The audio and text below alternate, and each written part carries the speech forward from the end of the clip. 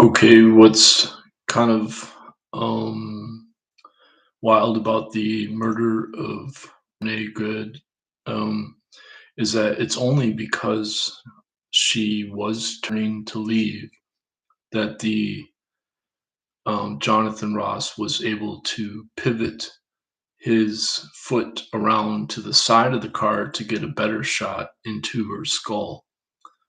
So I have posted freeze frames from multiple videos, including his own cell phone video. And clearly, it was obvious they were leaving. It was obvious he put himself in harm's way after her wife talked to him and got into the car to leave and said, "Drive, baby, drive," to leave. And it was obvious that because they were turning right to leave, he was able to draw his gun and pivot his um, right foot around to the side of the car. And the only way he was able to pivot to the side of the car is because the car itself was turning. So the very first shot, his left foot is just barely in front of the left front tire, like maybe an inch. So he's already on the side of the car. He's already pivoted to the side of the car when he takes the first shot, and his left hand cell phone is looking up into the sky, facing to the away from the car, and so because he's to the side of the car.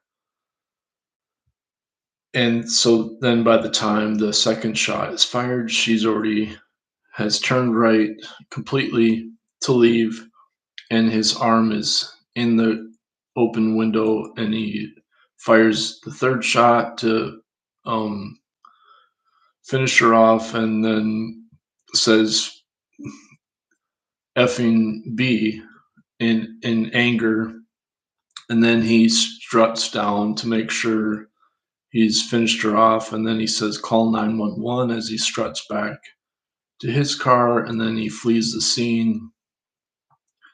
So if you look at multiple angles, um, there's no um, use of the car as a weapon. There's no um, aggressive driving. There's all the evidence points to him intentionally putting himself in harm's way to escalate the situation to provide a better opportunity, as if he already knew that they were going to be turning out and that that would be his opportunity to get the kill shot, and then brag about it afterwards by swearing, calling her a swear word, derogatory term right afterwards. And so, obviously, the fascist movement is just like bragging about how this person wasn't needed to be murdered. And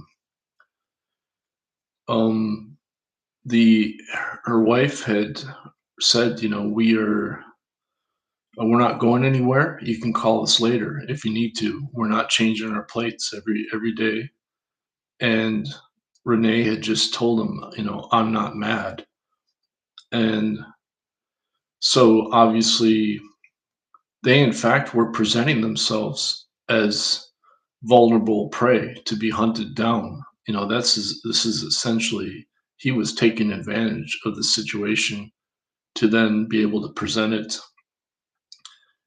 as if the car was being used against him because he stepped right in front of the car and he knew it was going to be turning and he'd get a good shot as it turned. So it was a synchronized murder on his part. And I would say it was premeditated in that sense. He knew what he was doing and he was ready.